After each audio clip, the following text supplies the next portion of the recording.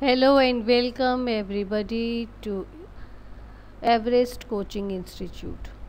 This is my third video of elasticity of demand of class 11th economics.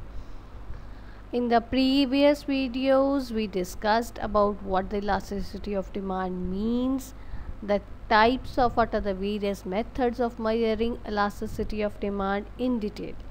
Now in this video we will go ahead. इस video में हम क्या discuss करेंगे कि price elasticity of demand की degree क्या है। 5 cases होते हैं, there are 5 cases of price elasticity of demand. जैसे मैंने आपको ज्योमेट्रिक मेथड में पुरानी वीडियो में मैंने आपको बताया था, यही इलास्टिसिटी ऑफ डिमांड की सेकेंड वीडियो में मैंने आपके साथ डिस्कस किया था। ज्योमेट्रिक मेथड में उसमें ED is equal to 0, ED is equal less than 1, ED is equal to 1, ED is greater than 1 and ED is equal to infinity. So उन केसेस को हम इसमें करेंगे कि 5 केसेस होते हैं, 5 डिग्रीज होती हैं प्राइस इलास्टिसिटी ऑफ डिमांड की। जैसे मैंने आपको बोला था कि नेक्स्ट वीडियो में मैं आपके साथ डिस्कस करूँगी। So these are perfectly elastic demand, perfectly inelastic demand, unitary elastic demand, more than unitary elastic or inelastic demand, less than unitary elastic or inelastic demand. ये 5 तरह की हमारी डिग्रीज होती हैं प्राइस इलास्टिसिटी ऑफ डिमांड की। अब हम इन चीज़ों को डिस्कस करेंगे डिटेल में, ये कैसे होती हैं। So first comes perfectly elastic demand. कि परफेक्टली इलास्टिक डिमांड क्या होती है। Perfectly elastic demand is basically it is a situation when demand is infinite as it is shown in this diagram। ये देखो डिमांड जो है हमारी, प्राइस हमारा एक ही है P1 और डिमांड हमारी कितनी भी हो सकती है। ये क्वांटिटी डिमांडेड एक्स एक्सेस पे शो की है, ये किसी भी पॉइंट पे हो सकती है, यहाँ भी हो सकती है, यहाँ भी हो सकती है, यहाँ भी हो सकती है, यहाँ भी हो सकती है, यहाँ भी हो सकती है, यहाँ भी हो सकती है, anywhere at any point it can be. So वो कहते हैं कि डिमांड जो है वो किसी भी पॉइंट पे कितनी भी इनफाइनाइट हो सकती है एट द प्रिवेलिंग प्राइस, जो आपको गिवन प्राइस है उसके ऊपर। अगर परफेक्टली इलास्टिक में क्या है, एक चीज़ थोड़ा सा प्राइस अप हो गया या प्राइस डाउन हो गया तो आपकी डिमांड जो है वो ज़ीरो हो जाएगी बिल्कुल। जैसे इस डायग्राम में मैंने आपको P1 से P2 1% राइज शो किया, तो वो कहता है, इधर एरो दिखा रहा है, दिस एरो शोज के OQ1 क्वांटिटी डिमांडेड से सीधा O पे आ जाएगी, 0 पे आ जाएगी वो आपकी demand. So when this thing happens means at the prevailing price demand can be at any number of points, at any number of units can be demanded by the consumer, but if there is any change in the price, slight change in the price of the commodity, maybe it on upper side or maybe it on lower side, then the demand becomes zero, quantity comes to an end, it becomes zero. So it is a case of perfectly elastic demand, that means ED is equal to infinity. सो इस diagram में मैंने आपको क्या explain किया है कि जो आपकी परफेक्टली इलास्टिक डिमांड की क्या सिचुएशन है, कि जो आपका प्रिवेलिंग प्राइस है उस प्राइस के ऊपर कितनी भी डिमांड हो सकती है, ज़्यादा भी हो सकती है, कम भी हो सकती है, कंज्यूमर कितनी भी डिमांड कर लेगा। पर अगर आपकी प्राइस में स्लाइट भी चेंज लेके आते हो 1% 2% अप साइड और डाउन साइड, किसी साइड भी आप उसमें प्राइस में चेंज लाते हो तो आपकी डिमांड जो है वो ज़ीरो हो जाएगी। It is a case of perfectly elastic demand, जिसको हम कैसे रिप्रेजेंट करते हैं, ED is equal to infinity. So this is all about perfectly elastic demand. Now comes perfectly inelastic demand. Perfectly inelastic demand में क्या होता है, इसका ऑपोजिट। हमने परफेक्टली इलास्टिक डिमांड में क्या बोला था कि एट प्रिवेलिंग प्राइस कुछ भी डिमांड हो सकती है, पर इन इलास्टिक डिमांड में हमारी डिमांड जो है वो स्टेगनेंट रहेगी, कांस्टेंट रहेगी। अगर OQ1 यूनिट्स है तो इतने ही रहेंगे और प्राइस में आपकी चेंज हो सकती है, प्राइस आपकी अप हो डाउन हो। यहाँ पे जैसे 10% राइस का दिखाया है, अप है, ऐसे डाउन भी हो सकता है। प्राइस में अगर चेंज होती है, डिमांड में कोई चेंज नहीं आएगी, परफेक्टली इनइलास्टिक होगा। इसको हम बोलेंगे ED is equal to zero. So ये चीज़ आपने ध्यान रखनी है। परफेक्टली इलास्टिक डिमांड में जो आपका प्राइस कांस्टेंट रहता है और डिमांड चेंज हो जाती है, और परफेक्टली इन इलास्टिक डिमांड में आपकी डिमांड कांस्टेंट रहेगी, आपका प्राइस चेंज हो जाएगा। दोनों ऑपोजिट हैं। थोड़ी सी भी चेंज, जो चीज़ आपकी चेंज होती जो आपकी कांस्टेंट रहती है, अगर उसमें माइनर सा भी चेंज आ जाता है तो वो आपकी ऑपोजिट चीज़ ज़ीरो हो जाती है। सो this is about perfectly elastic demand and perfectly inelastic demand. ये आपको कॉन्सेप्ट समझ आना चाहिए कि परफेक्टली इलास्टिक डिमांड क्या होती है और परफेक्टली इन इलास्टिक डिमांड क्या होती है। मैं एक बार फिर से आपको बताती हूँ। परफेक्टली इलास्टिक डिमांड में जो है आपका प्राइस कांस्टेंट रहता है, उस प्राइस के ऊपर आप कितनी भी क्वांटिटी डिमांड कर सकते हो। Minor change, minute change in the prevailing price of the commodity will bring the demand to zero, और here ED is equal to infinity. और परफेक्टली इन इलास्टिक डिमांड में क्या होता है, at a quantity demanded means constant whatever the price may be, आपका high हो low हो, quantity demanded आपकी एग्जैक्टली सेम रहेगी। It means elasticity of demand is equal to zero, it is perfectly in elastic. Now moving other, now comes unitary elastic demand. बेटा मैंने आपको total expenditure method या outlay method करवाया था previous video, उसके ऊपर मैंने डाली थी, आपको डिस्क्रिप्शन बॉक्स में मैं दे दूँगी इसमें। उसमें मैंने डिटेल में आपको डिस्कस किया था, उसको मैंने theoretically with the help of N illustration and with the help of a diagram मैंने आपको एक्सप्लेन किया था। उसमें हमने क्या किया था कि जब हमारा change in the price of the commodity, total expenditure remains same. It means it is a case of unitary elastic demand. Expenditure remains the same at both the situations. Price up हो या price down हो, आपके expenditure में कोई फ़र्क नहीं पड़ता, उसको हम कहते हैं यूनिटरी इलास्टिक डिमांड। सो जैसे ये मैंने आपको with the help of a graph आपको एक्सप्लेन करने की कोशिश की है। Quantity demanded is shown on x-axis and your price is shown on y-axis। वो कहता है एट OP प्राइस, जब OP प्राइस था तो हमारी O की क्वांटिटी हम डिमांड कर रहे थे, that is shown on demand curve at point A। जब आपका प्राइस डाउन हुआ P1 पे तो आपकी क्वांटिटी डिमांडेड बढ़ गई, OQ1 आपने डिमांड की। ये आपकी डिमांड कर्व पे B पॉइंट से रिप्रेजेंट कर रहा है, ये देखो A और B। इन दोनों पॉइंट्स पे आपका खर्चा सेम हो रहा है, खर्चे में कोई चेंज नहीं आई है, खर्चा उतना का उतना है। तो it means it is a case at which the expenditure remains the same whatever the price may be. There is up and down in the price, quantity वैसे आपकी चेंज होती है तो उस हिसाब से आपका टोटल खर्चे के ऊपर कोई फ़र्क नहीं पड़ता, तो उसको that is a case of unitary elastic demand. आगे के जो मेथड्स दो और हैं, ग्रेटर देन यूनिटरी और less than unitary elastic demand, ये आपके सेम वैसे ही टोटल एक्सपेंडिचर और टोटल आउटले मेथड वाले हैं। So next comes more than unitary elastic demand या इन इलास्टिक डिमांड। इस केस में देखो quantity demanded is shown on OX axis and price on OY axis. तो वो कह रहा है when the price was P1 the quantity demanded was OQ1।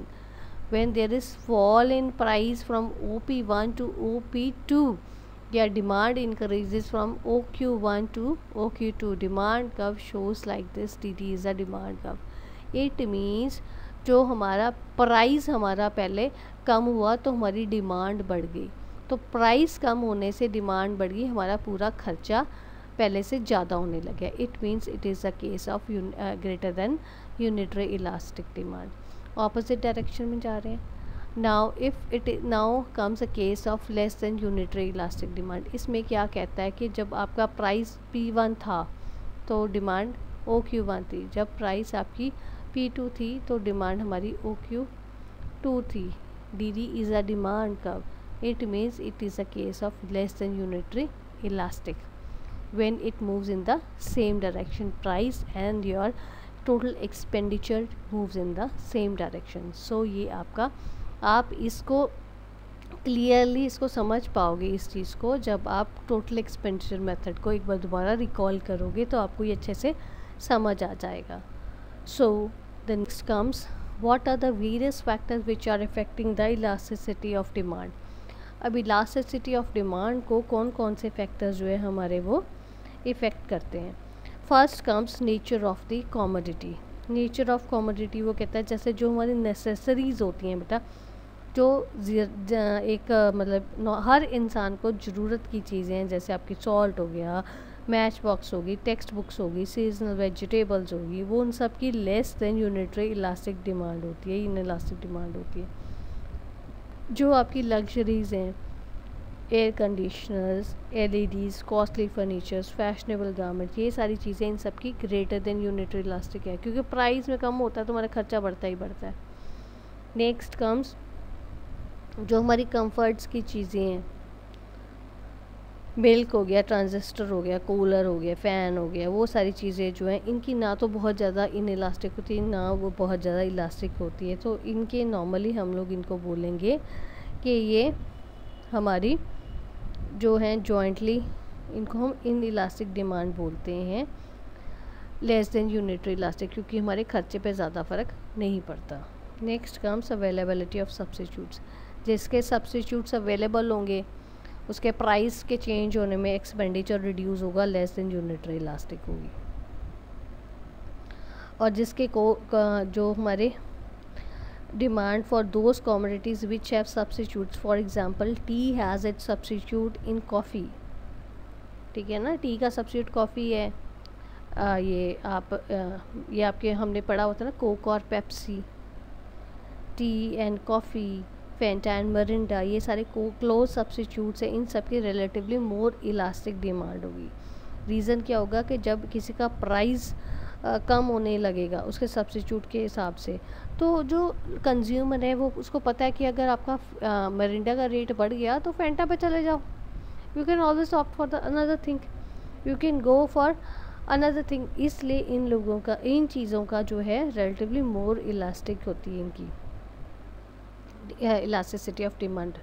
और जिन चीज़ों का कुछ इनका क्लोज सब्स्टिट्यूट्स अवेलेबल नहीं है उनको हम इन इलास्टिक डिमांड कहते हैं, क्योंकि इन इलास्टिक है. जैसे आप कह लो, आप सिगरेट का कोई सब्स्टिट्यूट इतना क्लोज नहीं है. आप जैसे सिगार वगैरह बहुत एक्सपेंसिव आ जाते हैं, लिकर, इन सब चीज़ों के लिए जो है आपकी लेस इन इलास्टिक डिमांड होती है.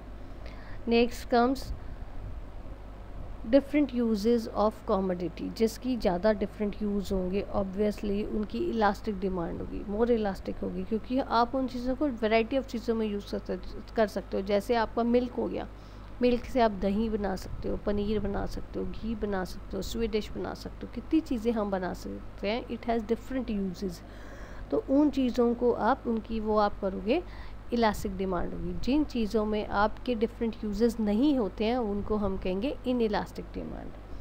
Next comes postponement of the use. Means जिसको आप पोस्टपोन कर सकते हो, आज नहीं हमने यूज़ किया, महीने बाद में यूज़ कर लेंगे, उसको कहते हैं. उन चीज़ों की ज़्यादा आपकी जो है डिमांड इलास्टिक होगी, ग्रेटर देन यूनिटरी होगी, ज़्यादा इलास्टिक होगी. किन चीज़ों की, जिनकी आप डिमांड जो है पोस्टपोन कर सकते हो, कि मीन्स आपको महीने बाद में भी वो चीज़ मिल जाए तब भी आपको फ़र्क नहीं पड़ेगा. बट कुछ चीज़ें ऐसी होती हैं जिसको आप पोस्टपोन नहीं कर सकते. अगर आपको आज चाहिए तो आपको आज ही चाहिए. तो उन चीज़ों में क्या होता है, less than unitary elastic demand होती है. Next comes income of the consumer. जो लोग जिनकी इनकम बहुत ज़्यादा हाई है या बहुत ज़्यादा लो है, उन लोगों की डिमांड जो होगी वो लेस इन इलास्टिक होगी. क्यों लेस इन इलास्टिक होगी? क्योंकि उनकी डिमांड में उनको फ़र्क नहीं पड़ेगा ना. जो जिनकी कम है उसको भी खर्चे का फ़र्क नहीं पड़ेगा, क्योंकि उसने उतना ही पैसा खर्चना है. उसे चीज़ आ गई नहीं आई. और जिसके पास पैसा ज़्यादा उसको तो वैसे ही नहीं फ़र्क पड़ेगा. उसके लिए जो मर्जी रेट हो. जो इनको किसका इलास्टिक डिमांड का किसके ऊपर फ़र्क पड़ेगा? ये नॉर्मल मिडिल क्लास लोगों के ऊपर फ़र्क पड़ेगा. Next comes proportion of income spent on a commodity. कितना पोर्शन हम मतलब अब आपकी जो इनकम है 100% इनकम से हम कितना पोर्शन उस कॉमोडिटी के ऊपर स्पेंड कर रहे हैं इनकम का. अगर तो हम बहुत छोटा, बहुत थोड़ा पार्ट उस पर यूज़ कर रहे हैं, जैसे मान लो हमारी टूथपेस्ट हो गया, न्यूज़पेपर हो गए, नीडल्स होगी, बूट पॉलिश, ऐसी चीज़ें जो, ये तो नहीं है कि आप बहुत ज़्यादा अपनी इनकम स्पेंड करते हो, वन मतलब बहुत माइन्यूट 0.1%, 0.2% ऐसे खर्चा करते हैं ना, इन लोगों की इन इलास्टिक डिमांड होगी। पर जिनके ऊपर हम ज़्यादा खर्चा करते हैं अपने उसका, जैसे आप क्लोथ्स ले लो, क्लोथ्स के ऊपर आपकी ज़्यादा खर्चा होता है ना, अगर आपने कोई व्हीकल लेना है तो उन लोगों की उन चीज़ों की लेस इलास्टिक डिमांड होगी। क्यों? क्योंकि हम उनके ऊपर ज़्यादा इनकम स्पेंड कर रहे हैं। Next comes habit of the consumer. अब जो तो लोग कहीं इसमें देखो, हैबिट में क्या आ जाता है, कई लोग एक चीज़ के प्रति बहुत ज़्यादा यूज्ड टू हो जाता है कि मैंने यही ब्रांड की चीज़ लेनी है, मैंने यही चीज़ लेनी है, जिसने चाय पीनी है उसने चाय ही पीनी है, उसने कॉफ़ी नहीं पीनी। मतलब एक तरह से आप बोल सकते हो हार्ड कोर कस्टमर हो जाता है उस चीज़ का कि मैंने यही चीज़ लेनी है तो मैंने यही लेनी है, तो उस केस में इन इलास्टिक डिमांड होगी। पर जिसमें पर्सन जो है उसको कोई फ़र्क नहीं पड़ता, इंसान को वो चीज़ मिल गई तो भी ठीक है, नहीं मिली तो भी ठीक है, तो उसको कोई फ़र्क नहीं पड़ता, उसकी इलास्टिक डिमांड होगी। पर जिस केस में, अब जैसे इसकी एग्जांपल मैं आपको देती हूँ, हैबिट ऑफ द कंज्यूमर। अब जो आपके ड्रग एडिक्ट होते हैं या आप अल्कोहल ज़्यादा पीते हैं, सिगरेट ज़्यादा पीते हैं, इन लोगों को क्या होता है कि इन लोगों ने यही चीज़ लेनी है तो लेनी ही है, इन लोगों की इन इलास्टिक डिमांड हो जाती है। जैसे आपको मैंने एग्जांपल और भी दी थी, चाय अगर मैंने पीनी है तो पीनी ही है, नॉर्मल कंज्यूमर्स का ये बहुत ज़्यादा है।